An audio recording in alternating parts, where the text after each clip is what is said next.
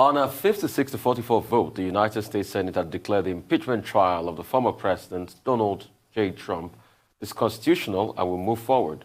The vote came after 4 hours of argument from the Trump lawyers and Democratic Party impeachment managers who want to establish that Trump incited the January 6th Capitol riot, or insurrection, I like to call it.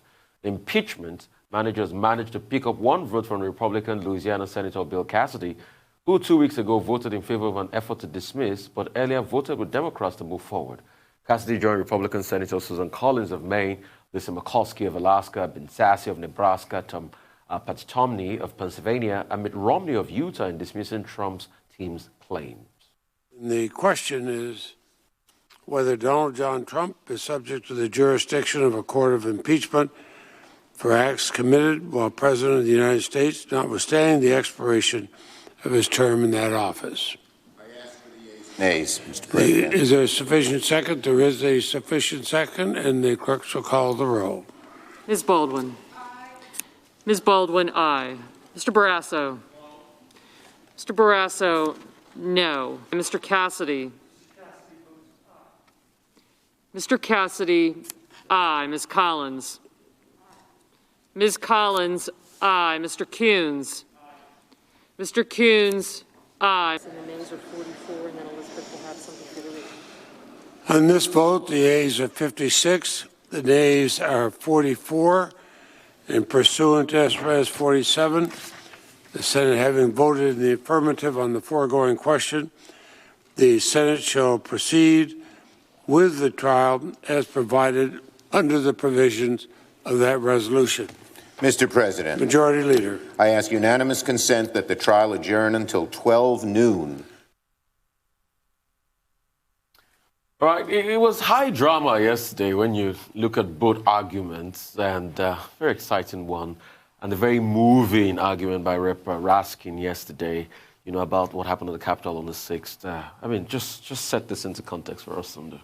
Right. For me, the arguments Trump's lawyers were advancing were not without their merits. I was telling you earlier. Okay. I do agree with the point that they were making. If you look at Articles 1 and 2 of the U.S. Constitution on impeachment, the notion of impeachment goes hand in hand with removal from office. So it is not unreasonable to argue that you cannot impeach somebody who has already left office. It's not unreasonable at all. However, the gravity of what President Trump is being accused of necessitates another look at Article 1, which talks about removal and also talks about not being able to enjoy any office of honor. So it can be argued, based on that part of that clause, that this proceeding should continue so that President Trump will be barred from holding high office in the future. While some people think that that's a violation of his rights, we also have to understand that no right is absolute. All our rights, all our freedoms must be qualified. You cannot, in the exercise of your freedom, incite an insurrection. That's the only word for what happened. Yeah, and I really thought the use of video footage was so visceral. In case anybody has forgotten, that was such a stark reminder. And like you said, that Representative Raskin, he broke down at some point.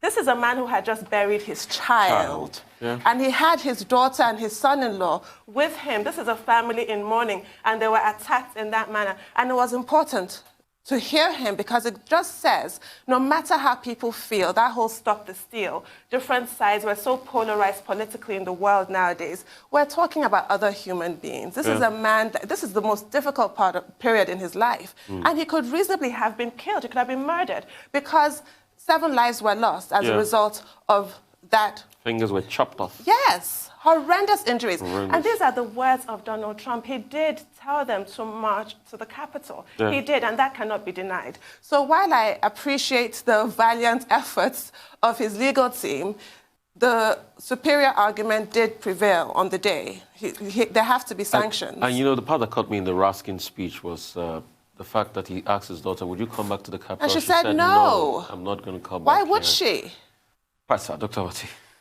Well, first, yes, the reference to the video that was shown, that was very useful, very graphic, very powerful reminder of the fact that the United States was confronted on January 6th with a situation whereby a sitting president was mobilizing people against their whole idea of American democracy, American exceptionalism, and the moral responsibility that America constantly projects in the world. And I think that Jamie Raskin and the other impeachment managers were able to make a very strong point about the fact that a man that is in a position of responsibility, like the American presidency, cannot be allowed to sabotage the same office or sabotage the interest of the United States, and should not be allowed to get away with it, in or out of office.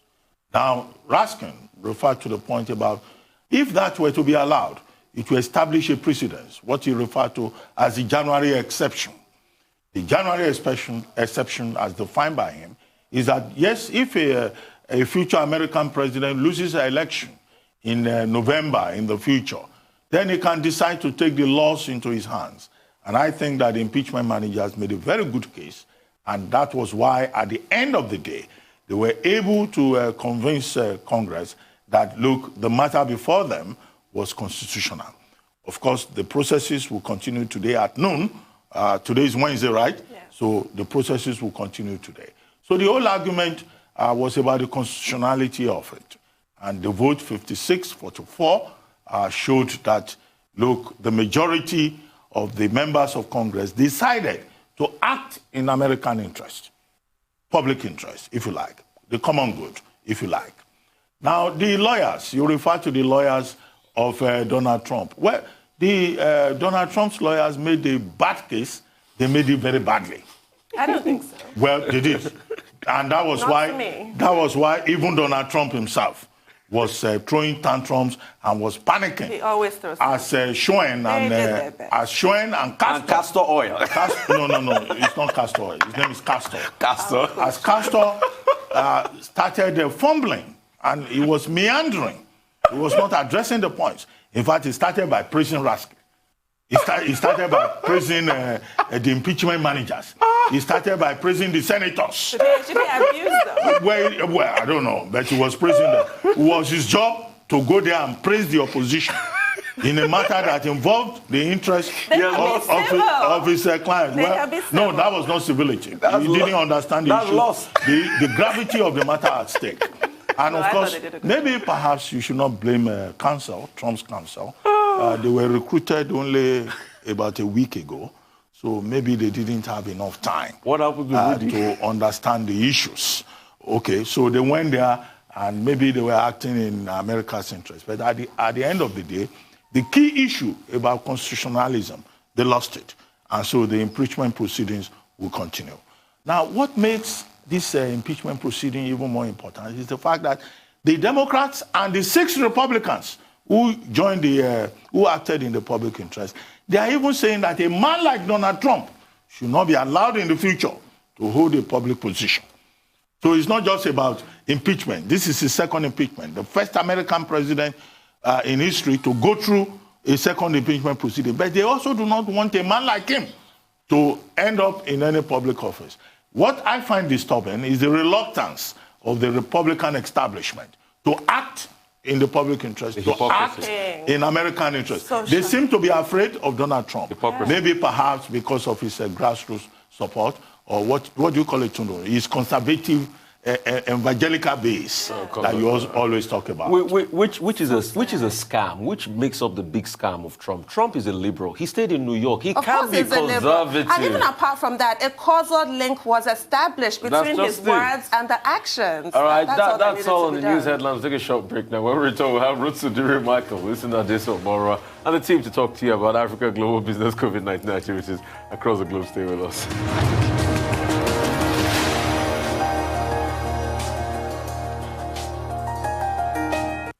Well, welcome back to the Morning Show. Let's go straight to that. Ruth Sudiri, hey, how's it going? You got rebuttals for us on business? Talk to us, Ruth. Tindu, and good morning, Doctor. We kick off in oil and gas with the Minister of State for Petroleum Resources, Timi Pre-Silva, addressing newsmen at an event yesterday where he said Nigerians have to prepare themselves for higher PMS prices, that's cost of fuel, due to where crude oil is right now. So He was saying that, look, we have to prepare our minds to pay, higher pump price because of where crude oil is presently. Now, he did this at now let me help our viewers. NUCOP is the Nigerian Upstream Cost Optimization Program. Nigerian Upstream Cost Optimization Program. Mele Kyari, Group Managing Director of NNPC, was also there. What they intend to do, they're looking to reduce the cost of getting a barrel of oil from the ground from about $30 per barrel down to $10 per barrel.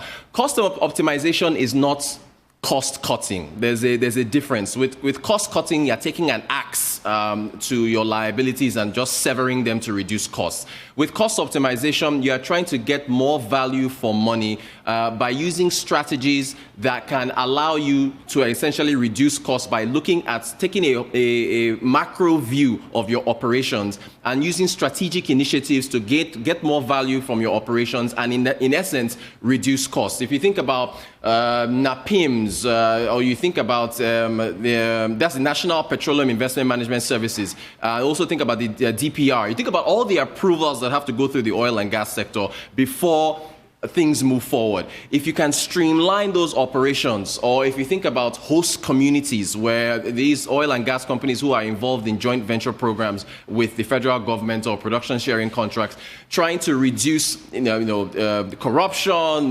militancy, vandalism, these types of things when it comes to operations on onshore fields versus offshore, these types of operations are what they are looking at to try to reduce the cost of getting a barrel of oil from $30 a barrel down to $10.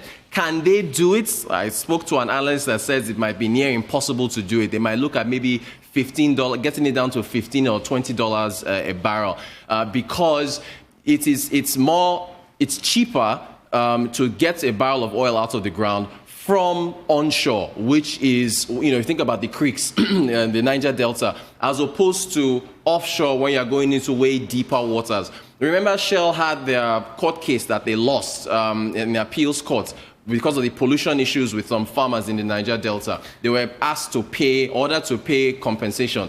Shell said that it was because of vandalism. So those types of issues that they're facing onshore are causing them, with analysts I spoke to, saying, look, if in their view, they should probably just move offshore. But by moving offshore to avoid vandalism, you are now looking at an increased cost of getting oil out of the ground within Nigeria's territory. So these are the kind of factors that they have to look at with respect to this Nigerian upstream cost optimization program that they're looking at. But then on the flip side, of the other side of this, Timi Presilva is again telling Nigerians to please get your minds in tune with the fact that we will probably be paying higher pump price because of the fact that oil prices are high. And I know Doctor will talk about the refineries, but that's where we are.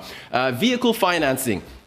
The NADDC you're looking at the Director General of the NADDC, Mr. Jelani Aliyu. That's the National Automotive Design and Development Council. They're looking at a vehicle finance program, which is part of the National Automotive Industry Development Plan, the NAIDP. They're saying Nigerians that have suitable income will be able to put down 10% of a down payment on a vehicle and pay off the rest of it over the coming months. I remember when we were talking about the automotive hubs in South Africa and so on, Rufai brought this up, vehicle financing.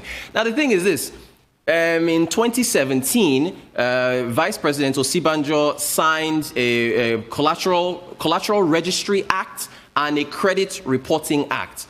The Collateral Registry Act was supposed to allow SMEs and small businesses to be able to use movable assets as collateral. Also, the Credit Reporting Act was supposed to allow credit bureaus to work with banks to be able to streamline their information on potential borrowers. That's you and I. So these are supposed to facilitate access to credit for Nigerians. This was way back in 2017 when he was, when Osibanjo was acting in place of President Buhari, who was overseas getting healthcare. So, the banks at this point working with the credit bureaus, should already have avenues through which they can profile potential borrowers who want to get access to new vehicles or even mortgages and so on and so forth. So, it's a bit of a wonder as to, why the federal government is pushing ahead with this. This should be more private sector led with the banks. But, still, it's a good initiative to where at least Nigerians can, looking at the cost of vehicles now, hopefully in time, put down just a 10% down payment and finance a new vehicle. Finally, Issa Pantami, the Minister of Communications and Digital Economy, is saying that the federal government plans to use the NINs to replace the bank verification numbers, because he said the BVNs aren't really supported by law, and the NIN is supposed to be the primary identifier for Nigerians. This was while he led a delegation of chief executive officers to visit a mobile network operator's private enrollment center. He was speaking to newsmen there. I think this might annoy a lot of people, because remember all that went into getting the BVNs out, the deadlines that we were given. So I don't know, but we continue with our identification, roundabouts that we continue to do. But apparently they want to make sure with this latest practice, the NIN, it looks like the federal government of Nigeria wants that to be our primary mode of identification. Well, and that's our update for today. The strongest argument made by Dr. Issa Pantami when he met with mobile network operators is that, look, the BVN is something that has been put forward by a regulator, but that what is sanctioned by the law is the national identification number. And he says he wants to collaborate with the banks. But I think that collaboration with the banks that he's now talking about is something that should have happened even before now. Rufai here talks about what he calls a handshake across the systems. Now, what Pantami has just said is a justification for the position of many Nigerians that many of our policies suffer from the fact that policymakers act first before they think. Yes. They will have acted, and then the problems will emerge, and then they will begin to think. Yes. What I can say, however, in Pantami's favor, is that, yes, the collaboration that he talks about, we're beginning to see the signs. When I went for my own NIN, registration, I went with Ijoma Nwogogo, the managing director of Arise News, and her son, Aduba. We got there around 6 a.m. And then, we got inside. When it was my turn, they couldn't find any national number for me. But when they put in Ijoma Nwogogo's name, number showed up. When they put in our son's name, a number showed up. And the two of them were saying, we didn't register. So the lady who was attending to us said, no, the two of you, it must have been your bank that has done it. Maybe you people are banking with progressive modern banks. Maybe Dr. Abati is an analog customer. But in any case, they found it very easy. Before we left the place, they had connected their numbers, and they said they had already resolved the problem. It took me 2-3 days before I could get onto the platform, because even after I left the place, 24 hours, 48 hours, they kept telling me that I was still non-compliant. But in any case, that matter has been resolved. Well, the other issues you have brought, I don't know whether we have enough time, but I think Chief Timipre Silva is just being consistent because the Major Oil Market Association of Nigeria, they had raised concerns about whether the Nigerian government is still providing subsidy and where that subsidy is coming from. So now if he says we will pay more, now that Brent crude is $60 in the spot oil market, okay, what then happens? Will Nigerians now begin to pay 200 naira per liter? What are the implications? These are the things that government will have to worry about. All that talk about whatever strategy you were referring to, no, that doesn't make sense. We need to get the refineries to work. We need to make sure that we are not depending on Niger or Chad for proper production. Now that there is concern about increased smuggling of oil products. It's just so sad that all of these things are not thought through. And it's a shame. I wanted to say more, but we're going on a break now.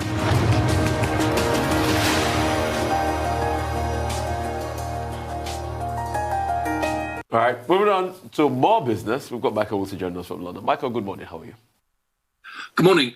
There's a terrible moment when you're a journalist, and it's when your news editor says, "Tell me something I don't know." And that is a real challenge for most of us, really, because you're thinking, what does he or she know that I don't? All that kind of stuff. That's what the markets are doing this morning. They're looking for something to say what is going on. Why are we where we are? There's no big bad story or anything. The Bitcoin power jump has kind of run out of steam.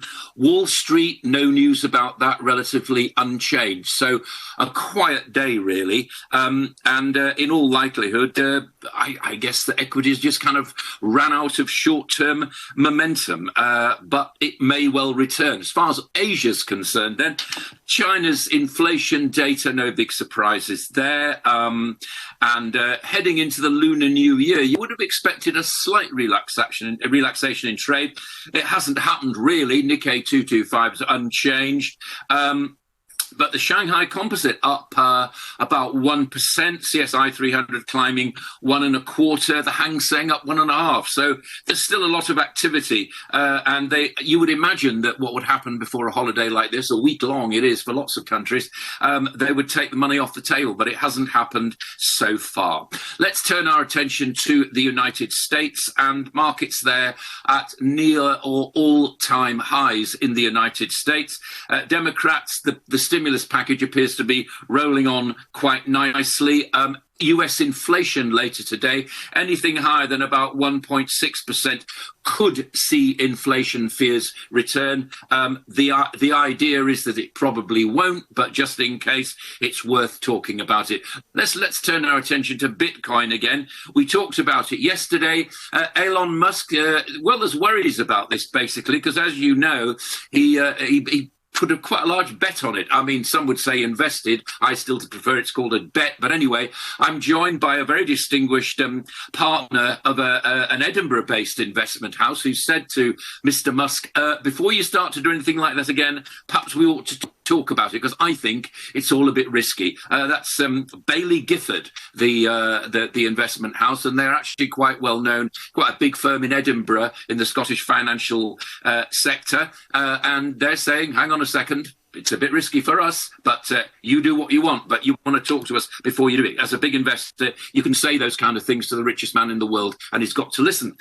Twitter posted record revenues for 2020, posting off an extraordinary year. Well, we all know why that is. They have defended their political decision to keep Trump off it and all that kind of stuff. But the fact is that they forecast for 2021 a little thin on the ground, and we're expecting from Twitter less activity as normal life, whatever that means, actually returns post-pandemic, if indeed it does. Let's hope so. As far as the UK is concerned, very tough border controls now. Why on earth did they not do this before?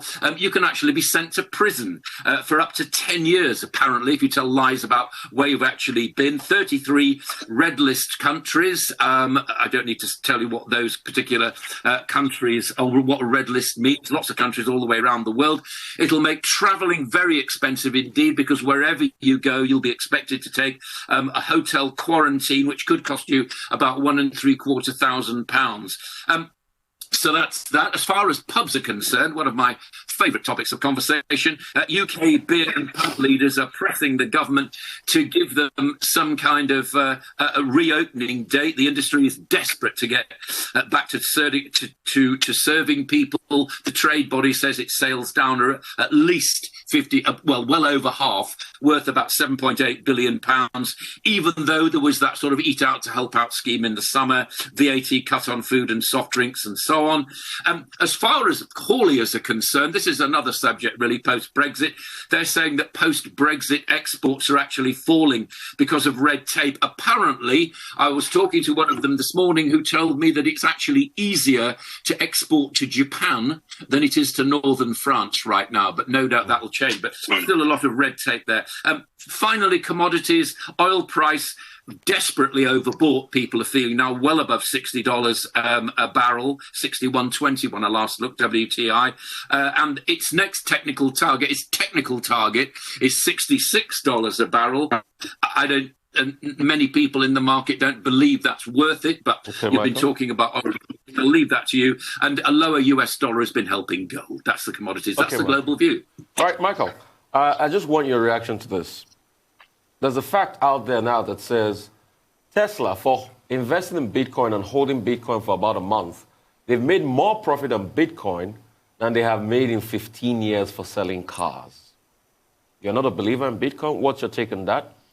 Secondly, I want to talk about the fisheries debacle. It looks as though nobody's speaking, for the fish farmers or the fishmongers or those in the fisheries business in the UK. They feel left out with all of these dealings going on. I mean, what's your take on that? And speaking on the 10 years imprisonment, if you travel to some other countries, I wish that this law was brought in place when Dominic Cummings wrote COVID-19 protocols and laws. Maybe he should have been 10 years in jail by now. Maybe it should have started from Dominic Cummings. He only went to Durham. Couldn't possibly. Yeah. Couldn't possibly comment on Mr. Cummings. I'll leave that one to you. Nice thought, though. As far as fisheries are concerned, plenty of voices actually talking about it, far louder than its proportion of the industry that actually contributes towards the UK GDP. It's a very, very small part of GDP. No, there are plenty of people talking about fisheries and so on. A lot of fishermen saying they were actually sold down the river, if I can put it like that. Maybe not the river, but the shoreline. But you know where I'm going. You know where I'm going with it. And there are still discussions taking place about that. I think that they were made a political example. They were used as a political football. It's unfortunate, but there we are. Politics is a bit like that. Sometimes it's not quite what we'd expect. But as I've said to you in the past, my fridge is not full of fish. Meat, yes. Fish, no. It's an occasional treat which people have. It does not form a huge part of the UK menu, and it certainly does not form a large part of the economy. So given that, they're still protesting very, very loudly, and that will continue. I suspect that once politicians realise that some of these constituencies are quite important to them, they will take a different view about fishing. But for the moment, that's where we are. Lots of shouting, not much progress. As far as Bitcoin's concerned, look, don't get me wrong about it. I mean, many people will make profits about it. My view is this: I don't really understand it. It's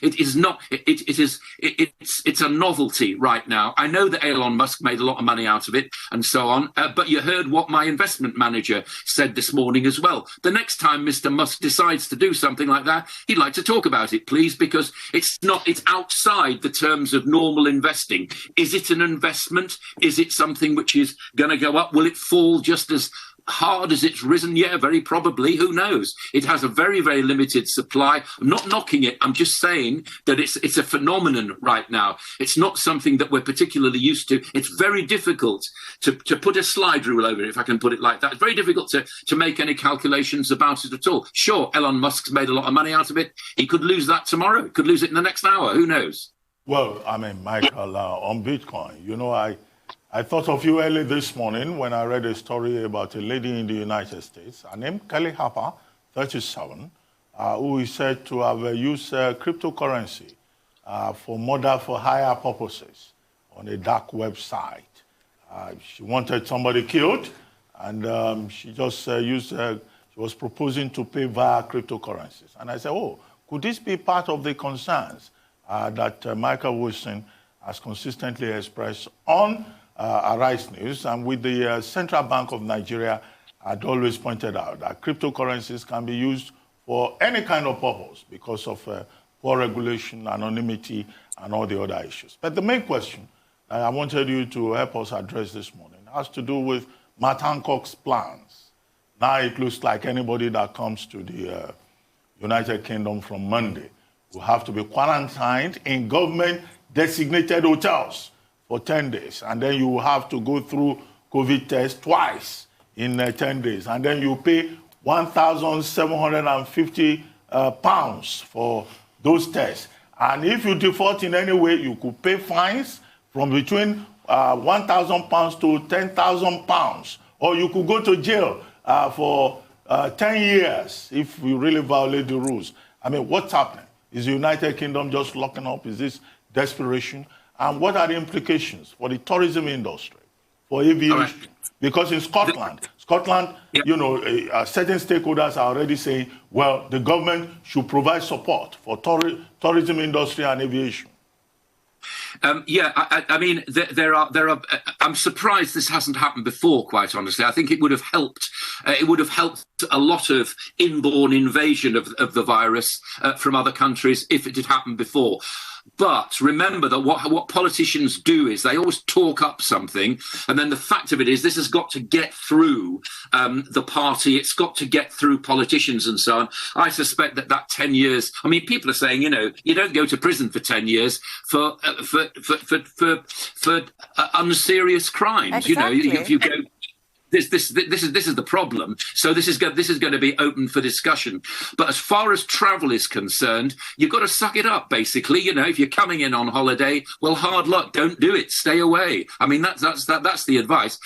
And more people are whinging in this country about not being able to go abroad for their summer holidays. My advice to them is, I'm really sorry about this, but suck it up, because that's the way the world is right now. Things will change, but why risk what tentative recovery we're having at the moment? How long did it take for a rollout for vaccines to happen? Look at the European Union, still vacillating about how it's going to actually deliver vaccines to people. What are some of those smaller states thinking about what's going on in the European Union? What leadership are they getting? Absolutely, it strikes me, none at all. So with all those variants around, then if you're going to worry about travelling abroad for your holidays, well, it's a luxury. It might be something you have to forego for this year, as you did last year. I couldn't agree more. All this self-indulgent whinging. But I do have to say the 10 years does seem a bit draconian, because according to UK law, wounding without intent carries a sentence maximum 5 years. And I suppose the transmission of COVID would be wounding without intent, unless, of course, you actually kill somebody. Now, you said about fish. I would have thought fish and chips and mushy peas is one of those dishes, apart from the English breakfast, that's most associated with the Fair Isles. It is, but we don't have fish and chips and mushy peas every day. That's the point. It's a treat. It's a treat, it's happens every day. One I've never indulged in, quite frankly. I can't stand vinegar or the smell of it. But I had to say something else, Dr. Abati. Yeah. I was reading a report from last month, and apparently it's just 2.1% of cryptocurrencies on the dark web were used for criminal activities. So this lady who did this dreadful thing trying to have somebody killed, people have been plotting to have people killed since the beginning of time. I recall, Mr. Wilson, one day I mentioned Jezebel, and you were really amused by that you hadn't heard that name since Bible studies. Jezebel tried to have somebody killed. In fact, she did have somebody killed. And there was no cryptocurrency then. As we speak now, unfortunately, I'm sure somebody somewhere is plotting to have somebody bumped off. So I don't think we should really smear cryptocurrency. And Tunu, the full part of that story, Dr. Abati stated, was the fact that the woman was discovered because they discovered her Bitcoin ID. So this is what I was saying the other day. Bitcoin is traceable. So this notion that it can't be traced that was how they even discovered her. They got her Bitcoin ID wallet. Yeah, yes. so they people are going to be using cryptocurrencies to kill other people. People use dollars to kill other people. They use all kinds of tender. People use naira to kill other people. Yes. All right. Congratulations to the morning show team that brought religion into business. Well done. Thanks very much indeed. Was it St. John the Baptist? But all right, Michael, I mean, it's good you said that. Only the fact that you are enjoying holiday every day in Hampshire, where you are in Domer, that parish of Hampshire, and it's countryside, goodness me. I hope to see you there someday and see the lush gardens and the countryside of England. It'll be my pleasure to show you around. I might even show you my thatched cottage one morning. Oh, great. That's good. Thank you, Michael. Thank you. Thank you very much. All right. We'll go for a quick breather. For updates on COVID-19, this one does an excellent job. I'll come back to her very soon. Just keep it locked.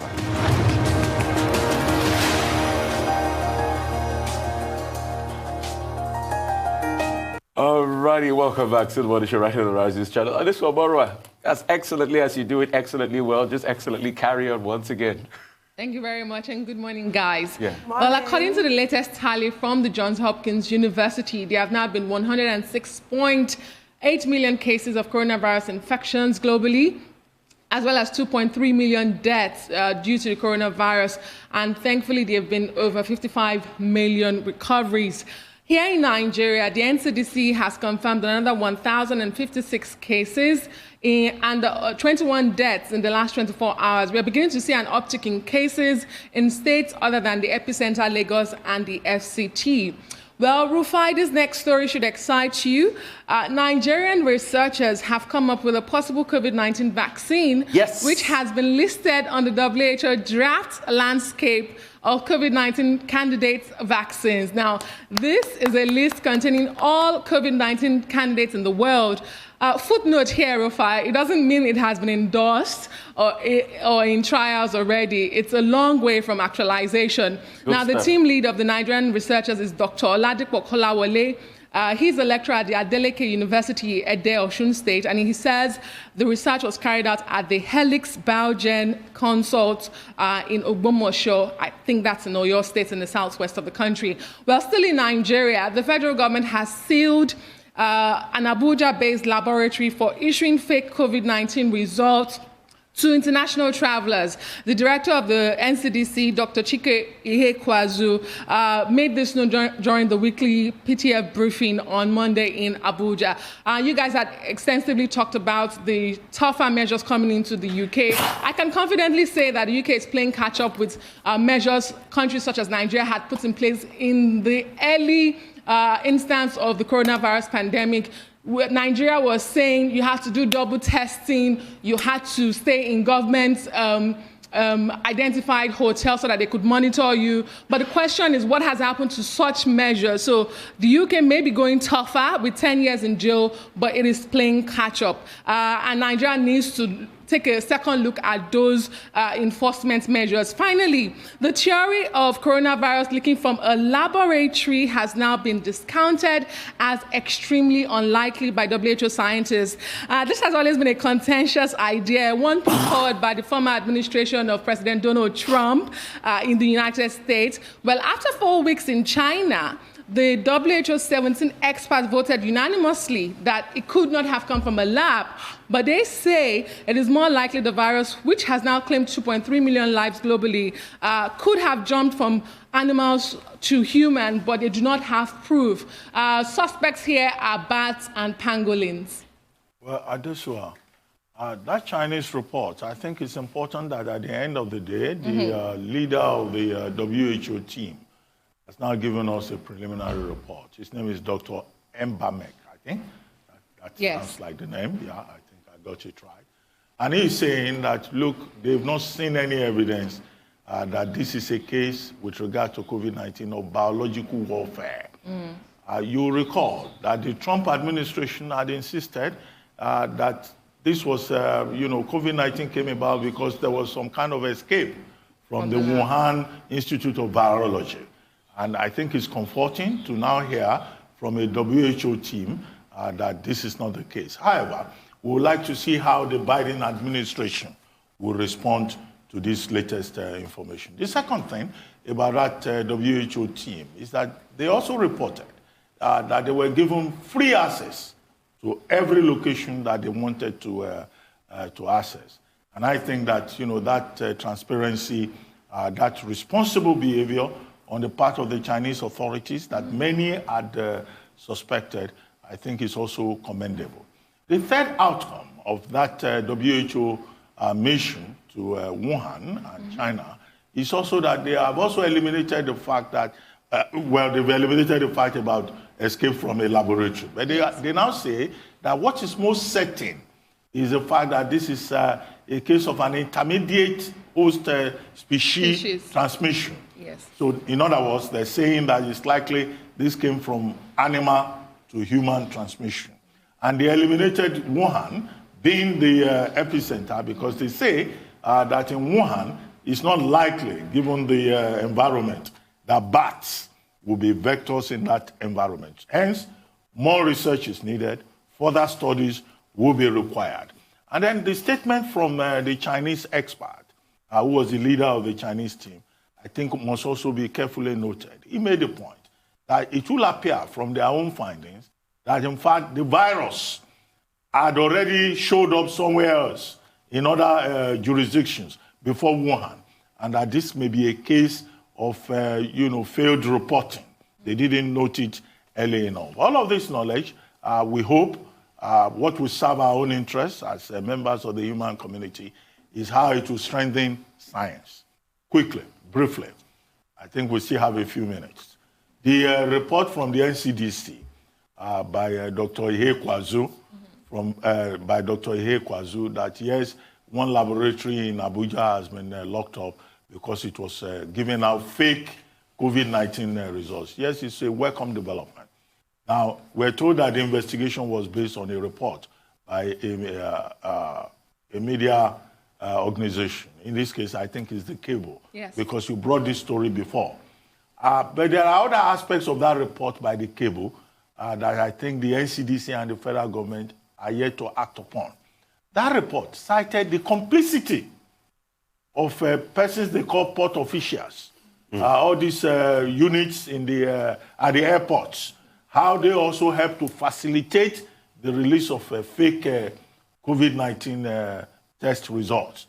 That report also talked about the collusion of officials of the Federal Ministry of Health in Abuja. So we thank Dr. Ihe Kwazu that this step has been taken, but I think the investigation has not gone far enough. How about those port officials?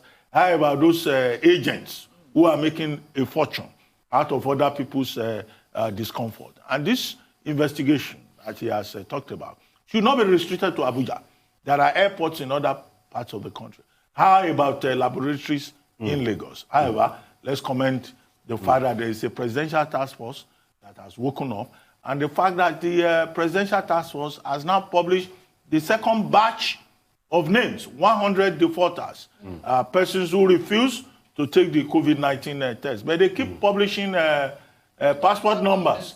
Our position, expressed previously, is that these persons should be named. Yes. Otherwise, the publication of anonymous, vague numbers that nobody can relate to will be inconsequential. It doesn't mean anything. And ineffectual. But can I just say, I don't have the same confidence that you've expressed in the WHO. As far as I'm concerned, they don't have any credibility left to lose at this point. The same WHO that advised against instituting travel bans, the same WHO that tweeted last year agreeing with China blindly that there's no human-to-human transmission in COVID-19, and we can now see what a joke that is. And they also just blindly accepted figures from China. And we all know China is not exactly a bastion of transparency. So I'm going to take that with a sack full of salt, this whole report. I mean, I've got three things to say. Very good point you made, Tundu. If you read the book that came out last year, I think it was written by a top journalist in America, the Watergate journalist, I forget his name now. Woodward? Woodward, yeah. Bob Woodward. Bob Woodward. He said that Pottinger, the Deputy National Security Advisor, said something has gone out of China that the Chinese people can't control it. The Deputy National Security Advisor of America can't lie. He's got the intelligence of the whole world in his hands. And that's why I'm going to question it. And secondly, these investigators, it took them time before China allowed them in. Are you telling me that China didn't clean up? Heavily guarded. It was heavily guarded, that China didn't clean up all of this? Secondly, I'm excited that Nigerian journalists are doing great things. I mean, that Nigerian researchers are doing great things. From Ede, from Adeleke University, private universities are leading the way. But there's another investigative journalism work that came out about the Lagos airport and the complicity of how they give fake COVID-19 results. Yes. I don't know if the NCDC has seen that report. I saw that report in one of the groups yesterday. It was very detailed. How there's a complicit system, there's a lab, there's a doctor that signs and authenticates this report. They should come to the Lagos airport too. Big racket is going on. Yeah. I hear one of the guys in charge even make as much as 250,000 naira daily from just issuing fake COVID-19 certificates that people used to travel all the way to London. Thank you so much for your time, Adeswa. NDDC, look at this. And we need zero prevalence report, please. Thank you.